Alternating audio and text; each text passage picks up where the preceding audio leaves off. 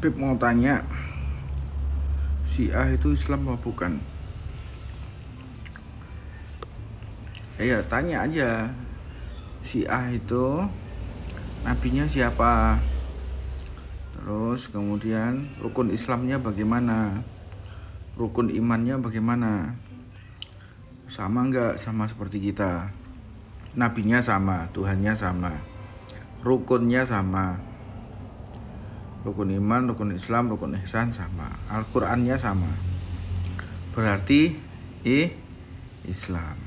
Puasa, haji, umroh sama semua. Berarti ya Islam. Terus tanya, Pak itu Islam apa bukan? Tanya, Pak itu Islam apa bukan? Tanya. Sampean sholat enggak? Sholat. Sampean mengatakan haji itu wajib? Ya. Zakat?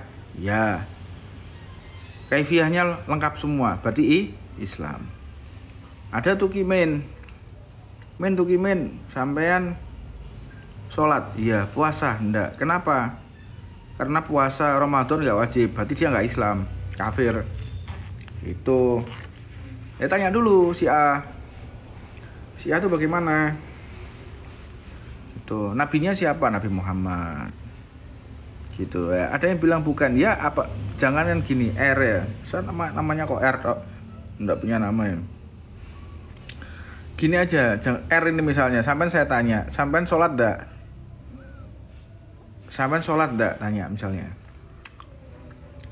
Iya, terus puasa Ramadan puasa enggak? Enggak. Kenapa? Enggak wajib. Berarti sampean bukan Islam. Gitu. Islam apa bukan itu bukan label, tapi amalan. Ya, kalau misalnya ini saya ndak nyuruh sampean itu jawab gak bahlul iya. Saya bukan nyuruh sampean jawab tapi mendengarkan. Dengarkan. R bahlul R ini. Sampean misalnya tanyai Islam apa ndak itu label ya. Bukan hanya label tapi amalan, bukan KTP. Mudeng lo gak sampean nih, bukan KTP tanyai. Sampean itu Islam apa bukan? Islam beb saya beb. Lah terus sampean sholat apa gak? Dudu Islam sampean. Tolong.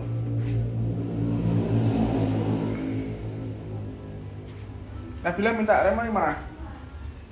Remote-nya mana? Remote sini gua ambil loh.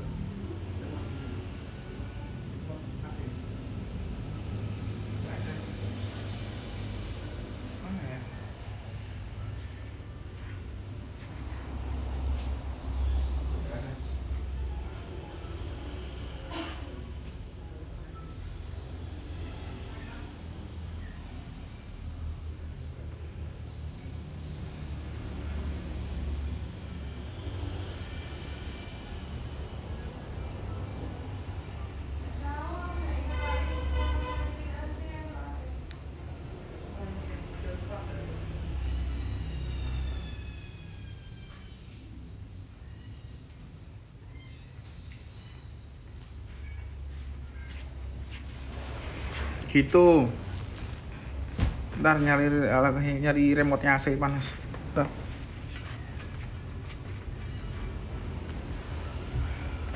Oh.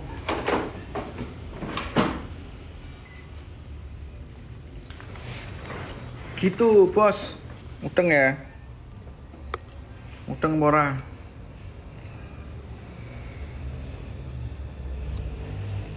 Nanti ya bebasan teman-teman. Ya insya Allah kalau ndak hari Rabu Kamis. Tapi nanti udah kita mulai persiapan.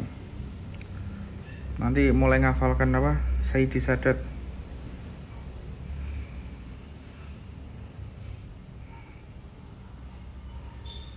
Bebasan mau datang Tuban. Mudeng ora yang tanya Islam tadi.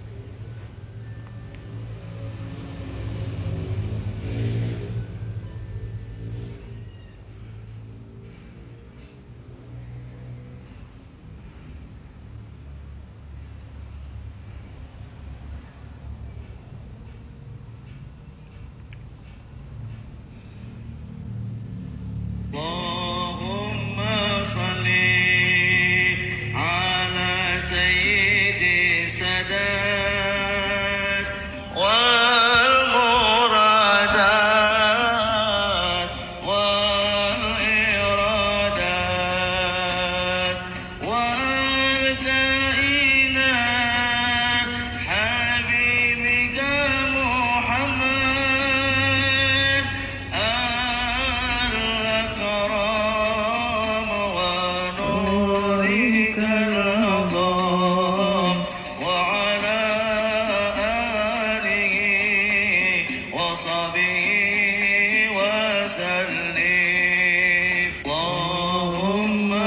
صل على سيد السادات والمرادات والإرادات وأنت إلى حبيبك محمد الكرام ونورك العظام وعلى آله وصحبه وسلم اللهم صل على سيد السادات والمرادات والإرادات وأنت إلى حبيبك محمد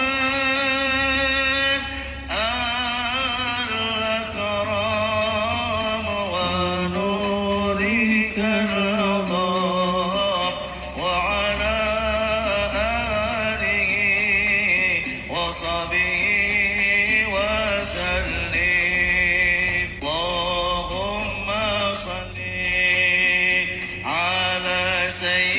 اللهم صل على سيد السادات والمرادات والإرادات وأنت إلى حبيبك محمد الكرام ونورك العظام وعلى آله وصحبه وسلم اللهم صل على سيد السادات والمرادات والإرادات وأنت إلى حبيبك محمد الكرام ونورك العظام وعلى آله وصحبه وسلم اللهم صل على سيد السادات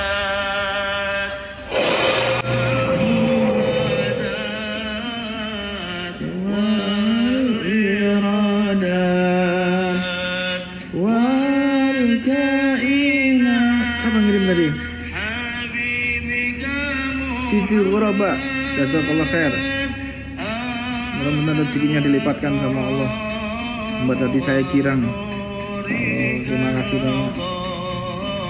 wa ala alihi wa sahbihi wa sallim. Allahumma sholli ala sayyidi salat wal muradat wal iradat wa anta ila habibika Muhammad al-akram wa nurika al-adham wa ala alihi wa sahbihi wa sallim. Masya Allah. Allahumma salli ala sayyidi Siti Ghuraba. wal muradat wal iradat wal kaina habibika Muhammad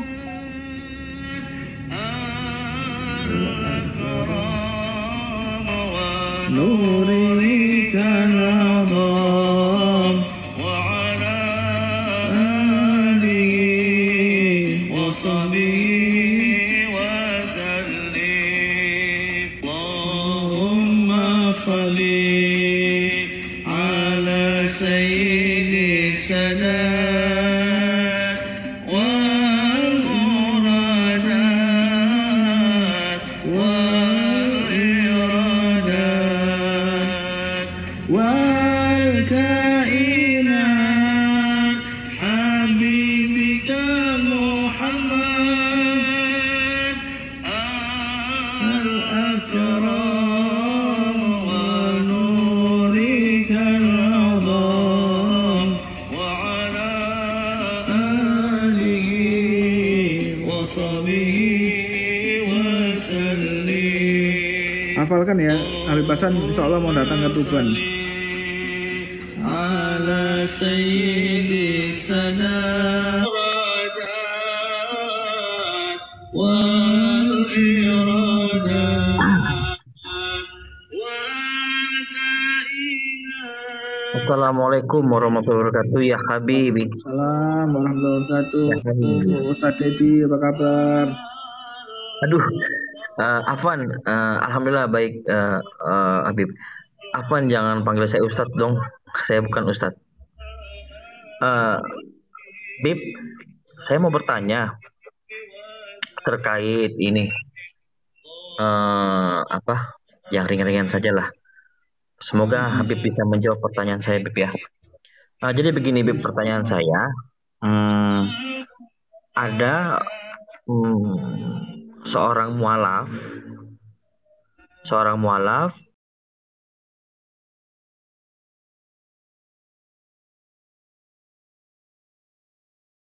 tuh handphonenya tuh keluar dari aplikasi. Jadi seorang mualaf, jadi dia baru meninggal. Ketika itu ingin dimakamkan secara Kristen gitu. Itu bagaimana hukumnya? Dia seorang mualaf. Mualaf, entah itu mualaf baru atau mualaf lama kan gitu. Intinya poinnya di situ mualaf lah ya. Mualaf lalu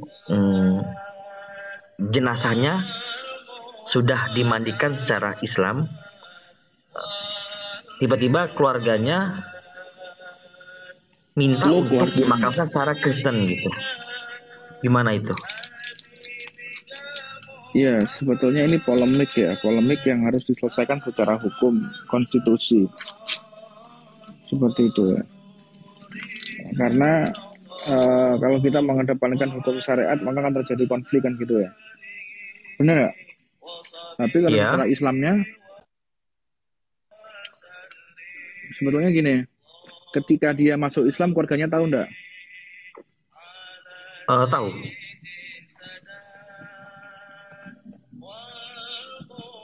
Apa yang harus kita lakukan gitu ya? Iya. Ada ini enggak? Dokumentasinya enggak? Kalau merunut kejadian berapa tahun yang lalu, sekitar 1 tahun atau 2 tahun yang lalu, saya nggak perlu menyebut nama ya. Beliau seorang mualaf, udah lumayan lama mualafnya, dan keluarganya meminta untuk dimakamkan secara Kristen. Pada waktu itu ada di video, saya melihat itu udah dalam peti dan segala macam. Nggak lama saudara kita yang dari mualaf juga itu menuntut hal itu dan akhirnya dimakamkan secara Islam gitu. Tapi ini kejadiannya andai nih misal mualafnya itu ketika dia wafat lalu dimandikan secara Islam terus dimakamkan secara Kristen itu gimana? Yang saya tanyakan ya, terlepas dari keluarganya tahu atau enggak dia mualaf itu. Oke. Belum enggak bisa. Saya tanya lagi sama sampean. Ketika dia mualaf ada dokumentasinya enggak? Oh, kalau yang ketika dia mualaf baru-baru ini enggak ada. Yang baru-baru ini tidak ada. Sertifikat itu permasalahan sebetulnya. Karena sebentar ya. Sampean tanya saya jawab ya. Sampean dengarkan dulu. itu ada dokumentasinya nggak? Satu, ini kita kan akan mau cari solusi kan gitu kan ya. Ada dokumentasinya nggak? Pertama. Yang kedua, ada surat wasiat nggak? Yang ketiga, bagaimana status hukumnya dia di negara? Seperti itu. Nah, jika tiga faktor ini terpenuhi, maka kita bisa menggunakan kekuatan aparat. Anda laporkan aja ke polisi. Pak, ini adalah orang Islam. Secara hukum normatifnya, dia memiliki kekuatan hukum dan bukti bahwa dia adalah seorang yang Muslim. Ini Pak dokumentasinya, ini surat wasiatnya, dan ini identitasnya. Nah, namun keluarganya tidak terima. Nah itu kita bisa untuk melawannya secara hukum. Kalau cuma kata dan kata nggak bisa. An-nasu hukmuhu bidhawahir wasir ilallah. Manusia itu menghukumi segala sesuatu itu dengan dohirnya. Kalau masalah dalam-dalam itu urusan Allah. Nah ini kan sir ini. Disembunyikan. Karena tidak sedikit anak santri saya yang dia masuk Islam dan akhirnya sholatnya di kamar mandi. Saya izinkan mereka, sholatnya di kamar mandi mereka. Iya. Nah, Apa? sambil Sholatnya menunggu di waktu kamar yang mandi? di kamar mandi. Habib izin. Saya izinkan. Lah, Karena dia, terus kenapa? Dia tidak ada ruang lagi untuk sholat kok. Sehingga dia sampai sholat di kamar mandi. Itu yang terjadi dinamikanya. Sampai seperti itu perjuangannya untuk menegakkan sholat. Jangan melihat sah atau tidaknya. Kalau pandangannya sah atau tidak, layak apa tidak, ya itu pertimbangan yang sangat tidak bijak. Tapi lihatlah dari sisi yang kebaikan. Makanya manusia itu melihat dari sisi positif. Coba on cam sih, saya pengen tahu. Halo? nah ilmu baru lagi nih buat saya. Nggak. Saya baru Ya on cam. mendengar, baru On cam, mendengar on cam. sekarang. Oke, On cam, siap-siap, Bib. Sabar ya, Bib. Saya yang semalam di roomnya Bib Hamid itu. Oh iya. Sabar ya, sabar, sabar. Insya Allah, Bib. Jadi, Iya, iya. jadi Iya, ya, Bib. ada beberapa anak santri saya yang dia masuk dalam Islam, keluarganya tidak mengizinkan. Dan dia selalu dimonitor dimanapun berada. Sehingga dia mau nggak mau sholat di kamar mandi. Itu salah satu perjuangannya dia. Bagaimana hukumnya? Ayo. Sampai seperti itunya. Banyak yang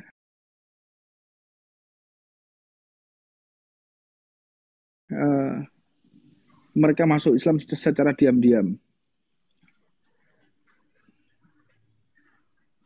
Nah, begitu. Jadi Ya, apabila masyaallah.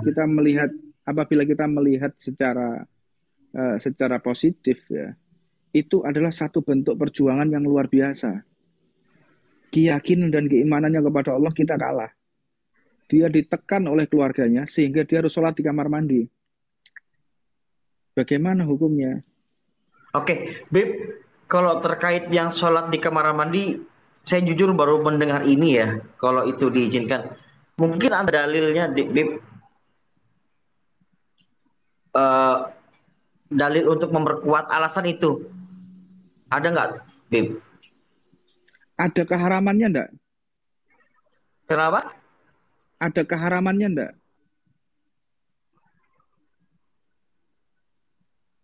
Justru saya mau baru mendengar sekarang ini, Bib. Itu dia. Makanya. Terus saya mau tanya, sampean tahu Fakitu Tahuren enggak? Kenapa? Fakitu Tahuren, tahu enggak? Nggak tahu, kurang nggak tahu Oh saya. ya udah. Berarti jangan berbicara dalil. Berarti bukan kapasitas sampean untuk berbicara dalil. Seperti orang yang berobat meminta obat kepada dokter. Nggak patut kita ini yang bukan dokter ingin tahu apa isinya. Ini obat ini buyar nih. Isinya apa? Kita bukan farmasi, kita dijelaskan juga nggak bakal paham. Sampean tanya Masya masalah Allah. dalil. Sampean tanya masalah dalil. Kemudian saya tanya Fagitu Tohuren, nggak tahu. Terus bagaimana cara saya menjelaskan sholat di kamar mandi? Sambung, kecil suaranya. Suara saya kecil enggak? Iya, kecil. Kecil suaranya, Bib. Bentar. Bentar.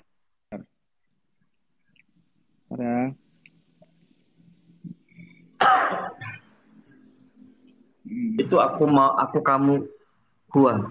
Baru dengar juga sholat di kamar mandi. Nah, pasti banyak yang belum tahu ini. Saya pun Nah, baru dengar ini. masih? Udah dengar? Udah. Sudah. Nah, sholat di kamar mandi itu karena dia mendapatkan tekanan dari keluarga. Dan dia diawasi oleh keluarganya sehingga terpaksa sholat di kamar mandi. Dan saya izinkan itu. Dia ditekan oleh keluarganya. Ini kalau kita melihat sah atau dalil, berarti wawasannya sempit. Berarti orang yang hatinya nggak sahih, pikirannya nggak sahih. Kalau orang mendengarkan ini, hatinya bersih, dia akan terkagum-kagum. Kita bukan mencari dalil. Kita mengucapkan lafadz Allah aja di kamar mandi itu dosa. Apalagi baca ayat suci Al-Quran di kamar mandi. Itu dosa. Tetapi kita melihat ini loh orang untuk menegakkan sholat sampai sholat di kamar mandi. Seperti itu. Makanya kalau kita ingin mencari dalil tekstual. Afwan, Bib, tadi saya menanyakan dalil itu. Misal begini, Bib. Ketika nanti saya atau yang lain mengeluarkan dalih yang sama, nanti menjadi syubhat para pendengar yang di seberang sono, itu nanti kan Subhat apa? pasti mereka nyerangnya dalil itu, Bib. Saya kira tuh Subhat ada, itu tapi ya artinya udahlah. apa? Subhat itu artinya apa? Subhat itu artinya apa? Subhat. Subhat, hujah, Bib. Hujah yang menjadi hujah. Lah ya udah gini aja lah. Kita ini berbicara sesuai kapasitas. Jadi Anda tidak perlu berfatwa atau Anda tidak berdalil. Tanyakan kepada orang yang lebih mengerti. Jangan kita jawab semua pertanyaan. Kalau ada orang yang tanya kepada saya, ya jangan sampean jawab.